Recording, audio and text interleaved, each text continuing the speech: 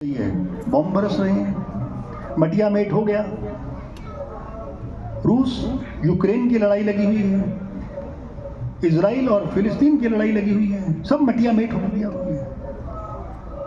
इधर से इस बार कितनी बाढ़ आई है, भूस्खलन हुए हैं, पहाड़ दरके हैं, मृत्यु दर बढ़ रही है, बीमारियां बढ़ रही हैं, नकली हर चीज हम खा रहे हैं, असली चीज का तो पता ही नहीं चलता। उम्र घट रही है। आने वाले समय में रिश्तों को भी खत्म हो जाना पड़ेगा, रिश्ते खत्म हो जाएंगे, हमारे भाई बहन का रिश्ता कलंकित हो जाएगा, माँ और बेटे का रिश्ता कलंकित हो जाएगा। ये सब ग्रंथों में दिया हुआ है। सिर्फ धन, पैसा चाहिए, धन चाहिए। बाबा ने वो सब कुछ देखा, उत्तेजित हो गए, मन विचलित हो गया। उन्होंने परमात्मा से प्रार्थना की, हे प्रभु ये क्या है। परमात्मा ने उनका धन सुना, उसमें आए कि तुम नई सृष्टि का निर्माण करो, मैं तुम्हें ये आज्ञा देता हूं, नई सृष्टि का निर्माण करो। कौन सी सृष्टि का निर्माण करो?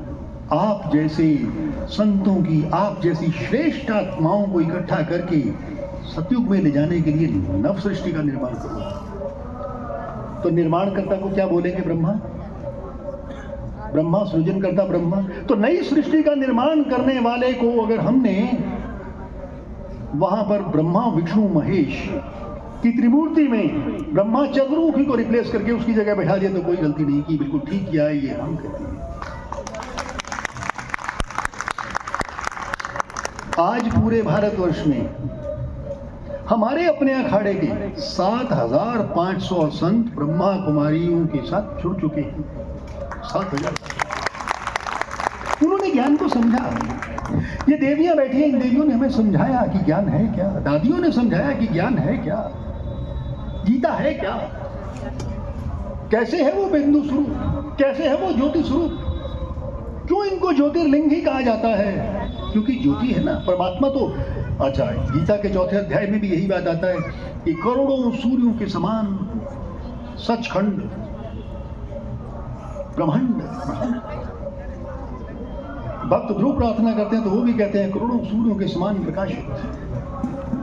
जब ये सारी बातें आ जाती हैं तो पता चलता है कि हाँ, अब गीता का ज्ञान जो पहले लुप्त हो गया था, पहले सूर्य ने अपने पुत्र को दिया, विवस्वान को, उसके बाद ऋषियों को गया, धीरे धीरे धीरे धीरे जैसे जैसे जैसे जैसे जैसे जैसे युग बदलते गए, कलयुग आता गया, यानी कलह का युग आ गया, तो सब नष्ट हो गया ज्ञान। उस ज्ञान को दोबारा प्रतिस्थापित करने के लिए ब्रह्मा बाबा ने ये सारी की सारी रचना रची, और इसलिए हम उसे ब्रह्मा बाबा कहते हैं, ब्रह्मा बाबा कहते हैं। हम संत हैं भगवावेश में, लेकिन हमारी दादियां और हमारी दीदियां, राजयोगिनियां, तपस्विनियां, ये तो श्वेत वस्त्रों में उज्जवल चरित्र के साथ हमसे आगे निकले हुए, आगे बढ़े हुए संत हैं। हम तो इनके पीछे पीछे चलने का प्रयास कर रहे हैं कि हम चलें और इनके जैसे गुणों को अपनाएं, क्योंकि इन्होंने परमात्मा शिव के गुणों को समझा और अपनाया हुआ। ये बहुत बड़ी बात है।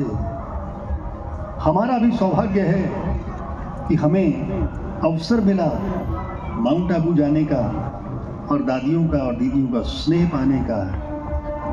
आपने देखा होगा कि जितने भी साधु संत होते हैं,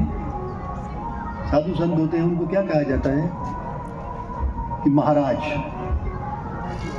हम तो महाराज कहलाते हैं, कह दिया भाई, दीदी ने भी कह दिया कमल किशोर जी महाराज हमारे बीच में आए, तो हम क्या कहेंगे? हम महाराज नहीं हैं, महाराज तो आप हैं, राजाओं के राजा, राजयोग सिखाने वाले आप हैं, राजाओं के राजा, चक्रवर्ती सम्राट आप लोग हैं।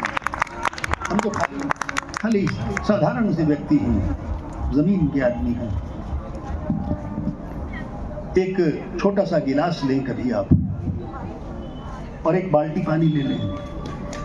बाल्टी का पानी को गिलास में डालना चाहेंगे तो क्या पूरा आ जाएगा उसमें? नहीं आएगा। लेकिन गिलास के पानी को बाल्टी में तो डाल सकते हैं। हाँ जी। इसीलिए परमात्मा अथाह ये अमृत ज्ञान है। का सागर है, ये बैठ अमृत शांति का सागर है, प्रेम का सागर है, आनंद का सागर है। मेरा दिमाग बड़ा छोटा सा है, मेरा मस्तिष्क बहुत छोटा सा है, एक गिलास जैसा है। समंदर कैसे इसमें समाएगा? नहीं समा सकता। तो क्या करना चाहिए मुझे? मुझे चाहिए कि गिलास को समंदर में डाल दूं और मैं भी समंदर हो जाऊं। तो मैं भी दीदियों के प्रेम में, स्नेह में डूब गया और समंदर हो गया। मेरे लिए बहुत बड़ी सौभाग्य की बात थी।